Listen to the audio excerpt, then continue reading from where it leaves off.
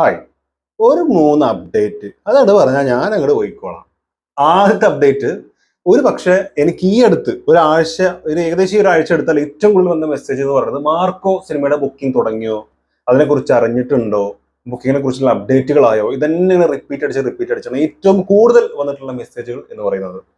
So അതിന് വിരാമം സൃഷ്ടിച്ചുകൊണ്ട് ഇന്ന് ഒരു ഏകദേശം അരമണിക്കൂർ മുമ്പ് ഉണ്ണി മുകുന്ദൻ ഉണ്ണി മുകുന്ദൻ എന്ന് പറഞ്ഞിട്ടുള്ള ഇൻസ്റ്റാഗ്രാം ഒഫീഷ്യൽ പോസ്റ്റിലും അല്ലാതെ സോണി അവരുടെ ഒഫീഷ്യൽ പോസ്റ്റിലും ഇട്ടിട്ടുണ്ട് ബുക്കിംഗ് ഓപ്പൺ എന്ന് പറഞ്ഞിട്ട്. ഞാൻ ഇവിടെ വെക്കാനുള്ള കാരണം ഒന്ന്, ആ ചോദ്യങ്ങൾക്കുള്ള മറുപടി; രണ്ട്, ഉണ്ണി മുകുന്ദന്റെ ലുക്ക് ആസ് യൂഷ്വൽ വീണ്ടും വീണ്ടും വീണ്ടും ഞെട്ടിച്ചുകൊണ്ടിരിക്കുന്ന ലുക്ക്. ഇതാണ് Unni Mukundan, Sony music south ഇട്ടുള്ള പോസ്റ്റ്. വൻ ക്വാളിറ്റി പോസ്റ്റർ എന്നാണ് എനിക്ക് തോന്നിയിട്ടുള്ളത്. ശരിക്കും എനിക്ക് ജോൺ വിക്ക് ആണ് ഇതിൽ ഫീൽ ചെയ്യുന്നത് മുഴുവൻ. ഒരു പക്ഷേ ഇത് മോസ്റ്റ് വയലന്റ് മൂവി എന്നൊക്കെ പറയും, വയലൻസ് എന്നുള്ള സാധനം കൊണ്ടായിരിക്കും. എനിക്ക് തോന്നുന്നു ആക്ഷൻ പടങ്ങളിൽ എന്നെ ഞെട്ടിച്ചുള്ള പടങ്ങളിൽ ഒന്ന് ഇക്വലൈസർ ആണ്, ഇക്വലൈസർ 1, 2, 3. പിന്നുള്ളത് ഈ ജോൺ വിക്ക് ആണ്. അതല്ലാതെ കുറെ സിനിമകൾ, ഇപ്പൊ കാർട്ടർ റീസെന്റ് വീണ്ടും ഞാൻ രണ്ടാമത് എടുത്ത് കണ്ടിട്ടുള്ള സിനിമയാണ്. അതിനെക്കുറിച്ച് നമ്മൾ വേറൊരു വീഡിയോ നിങ്ങൾക്ക് വേണമെന്നുണ്ടെങ്കിൽ ചെയ്യാം. ആക്ഷൻ മൂവീസ് മാത്രമല്ല, ഹോളിവുഡിൽ കണ്ടിട്ടുള്ള ഏറ്റവും ബെസ്റ്റ് 10 മൂവീസ് വേണമെങ്കിൽ മാത്രം. അപ്പോൾ അതുകൊണ്ട് ഒരു പക്ഷേ എനിക്ക് ആ ഒരു വയലൻസ് എന്നുള്ള സംഭവം കൊണ്ടായിരിക്കും. രണ്ട് ലുക്ക് നിങ്ങൾ നോക്കിയേ, ബാക്ക്ഗ്രൗണ്ട് ഈ സാധനം എല്ലാം കൂടെ ഈ ഒരു അമറൻ പോസ്റ്റർ. അതല്ലാണ്ട് വേറെ ഒന്നും പറയാനില്ല. കിടിലൻ സാധനം. അത് കഴിഞ്ഞ് ഉണ്ണിമൂന്നിട്ടുള്ള പോസ്റ്ററുള്ള ഈ ഒരു ലുക്ക്, ഇത് പക്ഷെ എനിക്ക് ഇഷ്ടപ്പെട്ട ഇതിനേക്കാളും സൂപ്പർ സാധനമായിട്ട് ആദ്യത്തിന് തോന്നിയത്. പക്ഷെ ഇവിടെ ബുക്കിംഗ്സ് ഓപ്പൺ നൗ എന്ന് പറഞ്ഞിട്ട് കൊടുത്തിട്ടുണ്ട്. December 20th മാർക്കോ ആൻഡ് ഉണ്ണിമുഖത്തിന് ഒരുമാതിരി മറ്റേടത്ത് നോക്കുന്നുണ്ട്. എന്നിട്ട് കയ്യില് ചോരയിൽ പുരണ്ട ഒരു വാളും, മുഖത്ത് പിന്നെ ചോരയില്ലാത്ത പരിപാടി ഇല്ല. എനിക്ക് അതിലുണ്ട് ചോര, രണ്ടിലുണ്ട് ചോര. പിന്നെ ഇവിടെ ഈ കയ്യിലെ രണ്ട് മോതിരം ഉണ്ട് കേട്ടോ. ആ മോതിരത്തിനൊക്കെ വേറെ എന്തെങ്കിലും കഥകൾ പറയാനുണ്ടാവും എന്നൊക്കെ സിനിമ കാണുമ്പോൾ നമുക്ക് അറിയാം. സോ ഇവിടെ ഉണ്ണിമുഖം വെച്ച പോസ്റ്റർ ആണെങ്കിലും നല്ല കിടിലൻ പോസ്റ്റർ. കമ്പാരിറ്റീവ്ലി മറ്റേതാണ് എനിക്ക് ഏറ്റവും ഇഷ്ടപ്പെട്ടിട്ടുള്ളത് മാത്രം. So tickets booking now, live open എന്നൊക്കെ പറഞ്ഞിട്ട്, സെക്യൂർഡ് സീറ്റ് എന്നൊക്കെ പറഞ്ഞിട്ട് കുറെ കൊടുത്തിട്ടുണ്ട്. നെക്സ്റ്റ്, പുഷ്പ 2 ദ റൂൾ 1292 കോടി. അങ്ങനെ 1292 കോടി ഹയസ്റ്റ് ഗ്രോസർ ഓഫ് 2024 ഇന്ത്യൻ സിനിമയിൽ കേട്ടോ. ഇന്ത്യൻ സിനിമയിലെ 2024 ഹയസ്റ്റ് ഗ്രോസർ 1294. പേഴ്സണലി എന്റെ മാത്രം അഭിപ്രായമാണ്, ഭയങ്കര ഓവർ റേറ്റഡ് ആയിട്ടാണ് എനിക്ക് ഫീൽ ചെയ്യുന്നത്. ഇതിനൊന്നുമില്ല, സിനിമ അതില്ല, എന്റെ പേഴ്സണൽ അഭിപ്രായം. പക്ഷേ ബ്രാൻഡ്, പുള്ളിക്കാരൻ പറഞ്ഞ പോലെ അല്ലു ഇസ് എ ബ്രാൻഡ്. ആ ബ്രാൻഡ് വാല്യൂവിനാണ് ഇവിടെ പൈസ കിട്ടിക്കൊണ്ടിരിക്കുന്നത്. അല്ല സിനിമയുടെ കഥക്കോ സിനിമയുടെ പെർഫോമൻസിനോ ഒരു മണ്ണാങ്കട്ടയല്ല. ഓൺലി ബിക്കോസ് ഓഫ് അല്ലു അർജുന്റെ ആരാധകരുടെ പവർ, അദ്ദേഹത്തിന്റെ ബ്രാൻഡ് വാല്യൂ, ഇത് മാത്രമാണ് ഇവിടെ ഓടിക്കൊണ്ടിരിക്കുന്നത്. എന്തായാലും 1292 കോടി കിട്ടി എന്നുള്ള സംഭവം, ഞാൻ ഈ പറഞ്ഞ പോലെ അല്ലു അർജുൻ എന്നുള്ള ഒരൊറ്റ പേരിലാണ് കിട്ടിയെന്നുള്ളതുകൊണ്ട് തന്നെ ഇതിന്റെ 90% ക്രെഡിറ്റും ഞാൻ കൊടുക്കാൻ ആഗ്രഹിക്കുന്നത് ഓൺലി ടു അല്ലു അർജുൻ. അത് കഴിഞ്ഞിട്ടുള്ളൂ മറ്റുള്ള ആളുകൾ, ഇതിലെ പാട്ടും രശ്മിക ചെറിയ പോർഷനേ ഉള്ളൂ.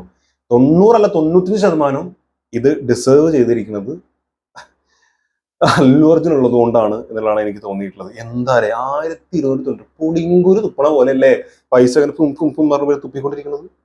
എന്താ അല്ലേ. നെക്സ്റ്റ്, സൂര്യ 45യുടെ സിനിമയുടെ അപ്ഡേറ്റ് ഇന്നലെയാണോ ഇന്ന് രാവിലെയാണോ, ഇന്നലെ നമ്മൾ ചാനലിൽ പങ്കുവച്ചിട്ടുണ്ട്. അതായത് നായികയായിട്ട് വരുന്നത് തൃഷയാണ്. തൃഷ 3ാമതാണ് അദ്ദേഹത്തിന്റെ നായികയായിട്ട് വീണ്ടും വരുന്നത്. 3 സിനിമയിൽ അഭിനയിച്ചിട്ടുണ്ട് അവർ, നായികയായിട്ട് 2 ഒരു ഗസ്റ്റ് റോളിൽ ഒന്നും. അതല്ലാതെ സൂര്യയുടെ കൂടെ 3ാമതാണ് നായികയായിട്ട് വരുന്നത്. ആദ്യത്തെ സിനിമയിലും സൂര്യയുടെ നായികയായിട്ടാണ് അവര് അരങ്ങേറ്റം കുറിച്ചിട്ടുള്ളത്. എന്തായാലും സൂര്യ 45 നമ്മുടെ RJ ബാലാജി സംവിധാനം ചെയ്യുന്ന സിനിമ. കങ്കുവ എന്ന് പറഞ്ഞ സിനിമയുടെ ഓഡിയോ ലോഞ്ചിൽ വെച്ചിട്ട് പുള്ളിക്കാരൻ നല്ലൊരു തള്ളിയിരുന്നു. അതായത് ഇത് വമ്പൻ സിനിമയായിരിക്കുന്നു. അത് കങ്കുവയുടെ ഓഡിയോ ലോഞ്ചിലായതുകൊണ്ട് തന്നെ ഞാൻ ആ വാക്ക് വെറും തള്ളായിട്ട് മാത്രം കണക്കാക്കുന്നു. ബാക്കിയുള്ള നമുക്ക് കണ്ടറിയാം. നല്ല സിനിമയാവട്ടെ, ഞാൻ പറഞ്ഞ RJ ബാലാജി പറഞ്ഞ തള്ളിനെയാണ്. അപ്പൊ എന്തായാലും പറയാനുള്ളത് രണ്ടുമല്ല, 2 കാസ്റ്റിംഗ് വന്നിട്ടുണ്ട് മലയാളത്തിൽ നിന്ന്. ഒന്ന് ഇന്ദ്രൻസ്, നമ്മുടെ സ്വന്തം Indrans, welcome on board Indran, Suriya 45. അതല്ലാതെ ഉള്ളത് Swasika, welcome on board Swasika നമ്മൾ പറയുമ്പോൾ ലബ്ബർ പന്തു എന്താണ് സിനിമയുടെ പേര് എനിക്ക് പറയുന്നത്, അങ്ങനെ എന്തോ ആണ് പേര്. എന്തായാലും ക്രിക്കറ്റ് ബേസ് ചെയ്ത ഒരു സിനിമ പോകുന്നുണ്ട്. അതിൽ നല്ല ഗംഭീര പെർഫോമൻസ് ആയിരുന്നു സ്വാസിക. അതുകൊണ്ട് തന്നെ പെർഫോമൻസിന്റെ കാര്യത്തിലൊന്നും ഒരു സംശയമില്ല.